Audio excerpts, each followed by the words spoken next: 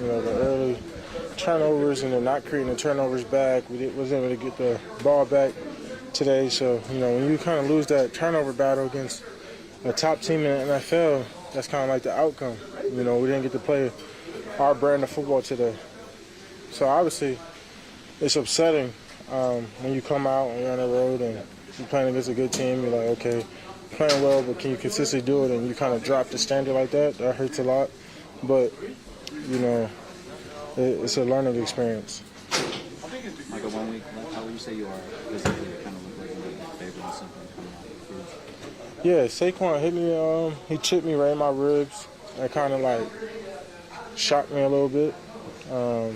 You know how it is. It was just a good, not anticipating rib shot, and it kind of sewed me up. But for the most part, man, I'm good, and I'm looking forward to finishing the season strong.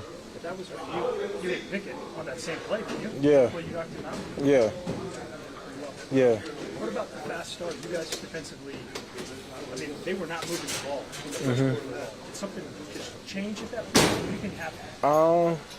Big plays. You look at their play, they had 2 big runs and 3 good deep shots. Other than that, we made them earn it, and you take away the scoreboard. It was about 5 plays that decided this game. And you hate to say that because it's a lot of football, but the 2 deep shots to Devontae Smith and the one to A.J. Brown, and then also Devontae on that slant. For the most part, we were making them earn it. 3 yards, 2 yards, 4th and 1s, which is good football for when you're playing a team like the Eagles. But the other side is that when you play in those big teams, we understand big plays is going to happen. You understand, all right, A.J. Brown, Devontae Smith, some of the best guys in the league, they're going to make a big play. But you got to limit that big play margin from maybe from that 5 point to 1.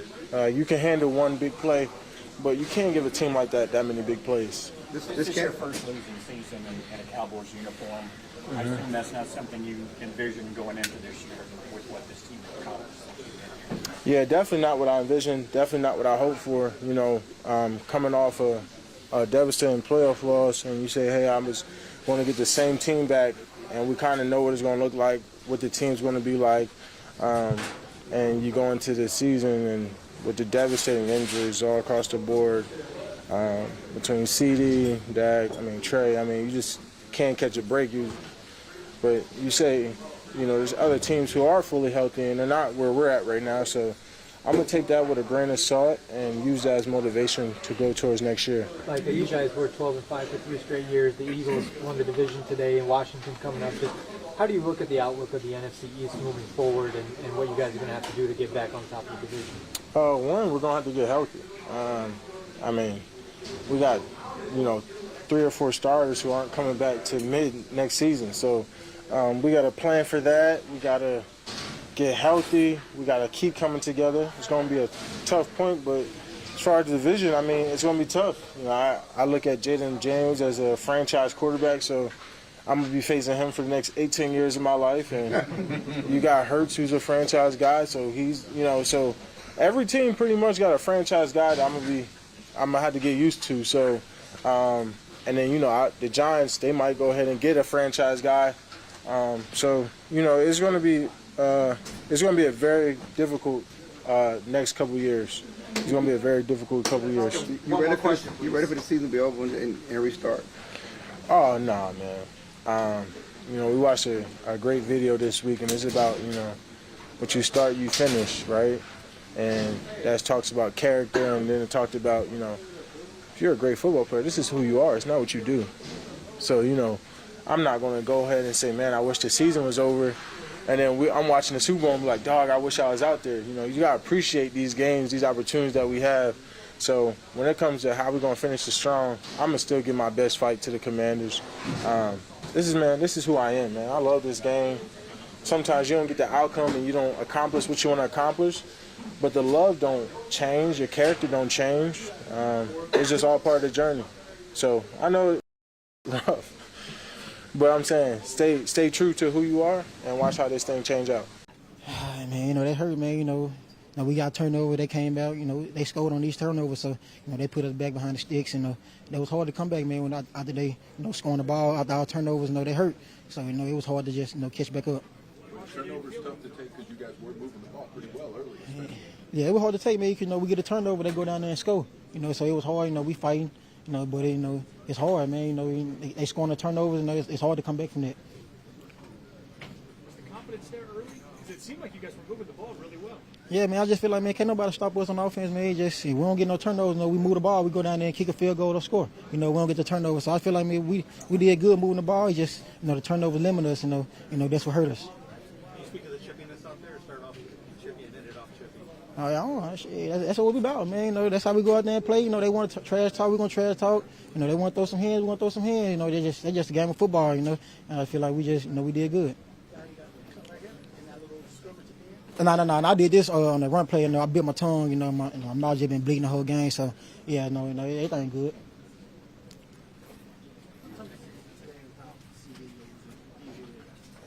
Man, I just feel like, man, at the end of the day, CD gone. We wasn't really calling no pass plays. We just run the ball, throwing check downs. And I just feel like, man, if you want to see how we were doing, man, it wasn't no plays downfield that we can get jiggy. Feels good. Definitely a landmark I wanted to hit, but like you said, not the outcome. Wish it was a different outcome with it. Had a fumble, but definitely satisfying reaching that landmark. Your defensive front felt like you had to make a couple of cuts, more so than you would in recent games. What were you seeing as the game went on to help get you to that 100-yard mark? Like you said, making a couple cuts. Those guys up front, just moving, getting a little bit of movement, making the cutbacks, couple jump cut, make a guy miss, and it opened up. I think we ran the ball pretty well, and they blocked real well up front today. So, yeah. Obviously, 1,000 yards is a big mark for you, but what's it like to watch Saquon hit 2,000 today?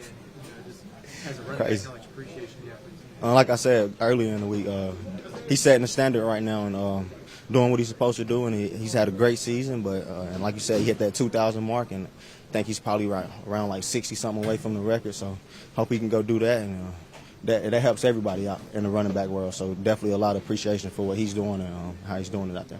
As a running back who works on the same craft that he does, what are some of the things that he does that we might not see, but are really special? I explained it earlier in the week. He just got a real second reaction after the original whatever is not there. He's good at finding creases, jumping around, and just creating on his own. And that's one of the biggest parts of his game. He's able to create on his own, and it showed a lot out there today, especially in the second half. He started doing a lot of creating on his own. And that's one of his top things. After winning 4 or 5 here and kind of riding yourselves and working on some of the things that were troubling you earlier, how discouraging is it to have this game kind of pop up after you seem to kind of get on track here? Yeah, very, very, very discouraging, I would say. Like you said, we won 4 out of the last 5, and coming into this game, we definitely didn't think this would be the outcome. Definitely thought we had enough and to go out there and win this game, and still do. But you can't win games when you're 4-0 on a turnover, so and that hurt us a lot, including myself. So it starts right there. It's hard to win games in this league when it's 4-0 on the turnover round. So that's one of the main things. What would you do differently on the fumble? Was it a ball security issue? Yeah, I think when I bounce it, I'm not really sure. I got to watch it on the film, but I think when I bounce it, I hit off my lineman. So definitely just need to have the ball high and tight. Can't happen, especially in the red zone. So that was one of those costly mistakes in the game. You dealt with a lot of different offensive linemen this year. What are the challenges in that? What kind of credit can you give to just the many guys up front that have fought for you this year? Those guys have stayed prepared all year. Like you said, it's been a different group, like damn near every game this year. But those guys just staying prepared, coming in each and every week, putting the work in, and this past couple weeks, I think it's really picked up. And those guys have been able to go out there, but they work hard every day. Everybody practices anyways, so those guys staying prepared and making the most of the opportunities. Specifically, I say Brock Hoffman and T.J. Bassett, he got in there, but Brock, he's been one of those main guys that's made the most of his opportunities out there. So definitely proud of him. How much does the offense change when CD's not there, just in general? A lot. CD is a star player, one of our star players, and accounting for probably a huge portion of our offensive yards. So when he's not out there, teams play you differently, and you got CD, a guy you got to scheme against, and you got to have 2 guys, you got to have eyes on them. So it's definitely different when your star receiver, your best receiver, is not out there. What was the sideline like? Towards the end, when Jalen got punched, Jalen Brooks, just the emotions that y'all were going Protect your brother. That's the mindset we've always had, and that's what they did. They protect your brother, and that was the mindset. I mean, yeah, it was tough. I mean, it's going to be hard to win games. You know, I think we had some costly turnovers, to be honest. I think we moved the ball well early on, you know, despite the pick six. I think we overcame that, you know, the way we should have. When we came down and we scored the way we were supposed to. I just felt like, you know, we were beating ourselves more than they beat us, quite honestly. So we just got to, I mean, that's just got to be cleaner.